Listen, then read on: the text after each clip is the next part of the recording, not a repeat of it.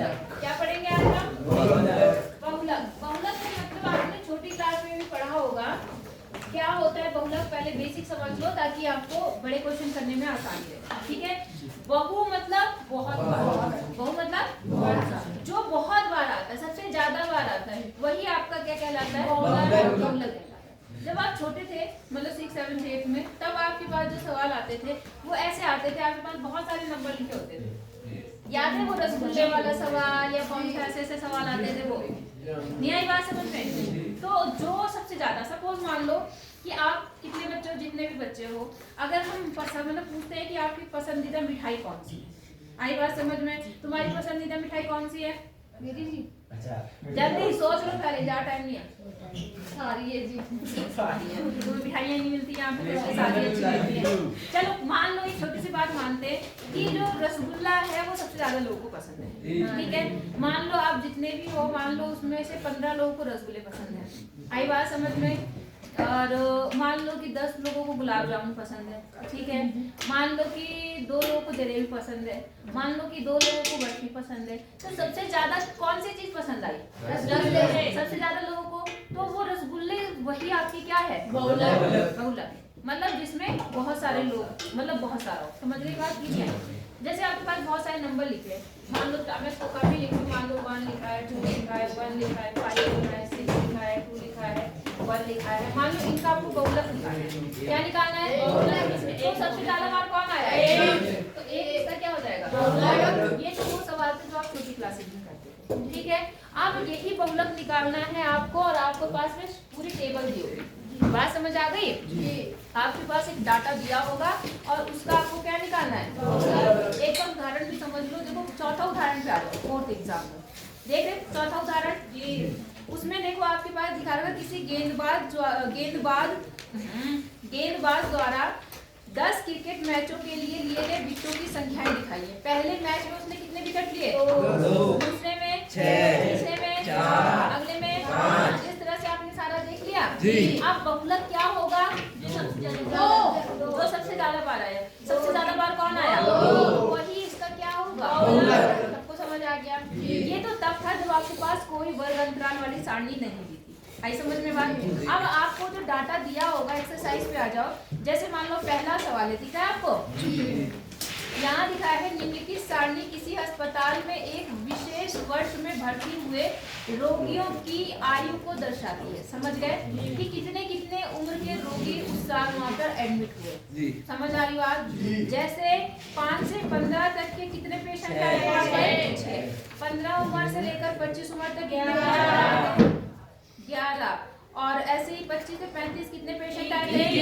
इस तरह से आपको पूरा दिख रहा है। अब आपको इस सारणी का क्या निकालना है? आपको बहुलक और माध्य। तो माध्य तो आपने पिछले एक्सरसाइज में देखा कैसे निकालते हैं। तो आज आपको क्या मेन देखना है? बहुलक देखना। बात समझ आई? तो बहुलक मतलब क्या बताया मैंने? जो सबसे ज्यादा। इस टेबल में भी उसी का आपको प्रयोग करना है। बात समझ आई? अब देखो क्या है, पहले मैं टेबल बनाती हूँ। ठीक है। टेबल आपके पास क्या क्या चीजों में दे रखी? आयु और रोगियों की संख्या। तो मैंने यहाँ लिख दिया, पहला सवाल है आयु, और दूसरी तरफ क्या लिख दिया मैंने? रोगियों की संख्या। रोगियों की संख्या। बेटा सीरियस हो जाना, बता रही मैं। अगर आप सीरियस नहीं हो पा रहे हो ना, दांत दिखाना ही इम्पोर्टेंट है ना, तो ये सोच लेना कि कुछ नहीं है तुम्हारे लिए, कहीं के लिए रहोगे 1 साल में। अभी तो तुम लोग को ये लगता है ना कि हाँ टीचर क्या है क्या नहीं है, लेकिन बाद में तुम्हें पता चलेगा कि तुम जब कहीं के नहीं रहोगे। अभी मौका है, पढ़ लो। समझ गए कि नहीं? दांत बाद में दिखा लेना। किस बात पे हंस रहे थे?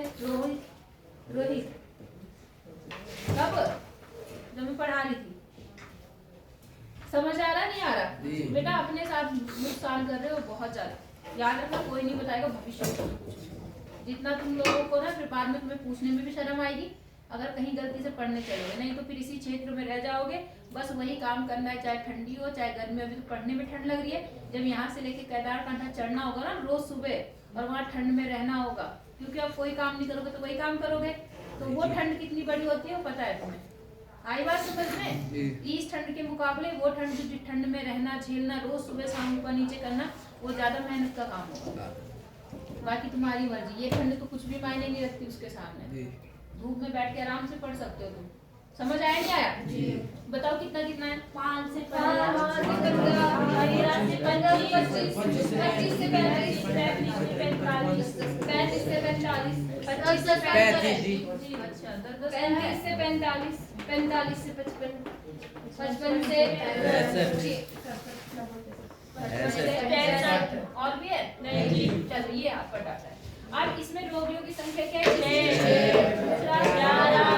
11, अगला 21, फिर 23, फिर 14, फिर 15, 15 की 5, ये आपका।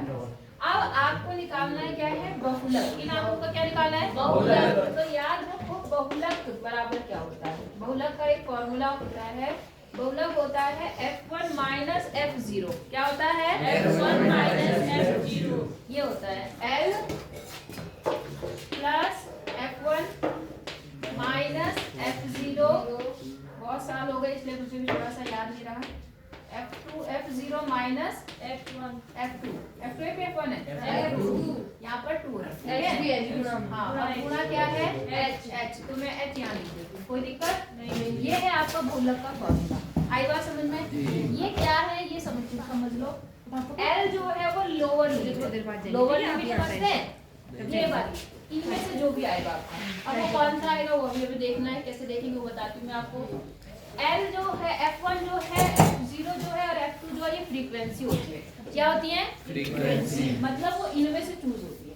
बात समझ आ गई कि नहीं आई? अब कैसे सिलेक्ट करना है ये समझो। बहुलक का मतलब मैंने क्या बोला? जो सबसे ज्यादा बार है।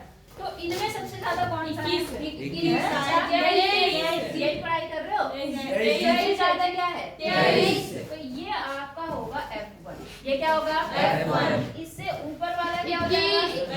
F0। क्या होगा? F0। और इससे नीचे वाला F2। इतनी बात समझ आई पहले? जी। सबसे ज्यादा वाला बहुलक के बाद का मेन F1 हो जाएगा, उसके ऊपर वाला F0, उसके नीचे वाला F2। यहाँ तक समझ आया? अब जो F1 है मतलब जो पहला वाला है, इसके सामने वाली जो लिमिट है, कौन सी लिमिट है? 35 वाली, वो L होगी।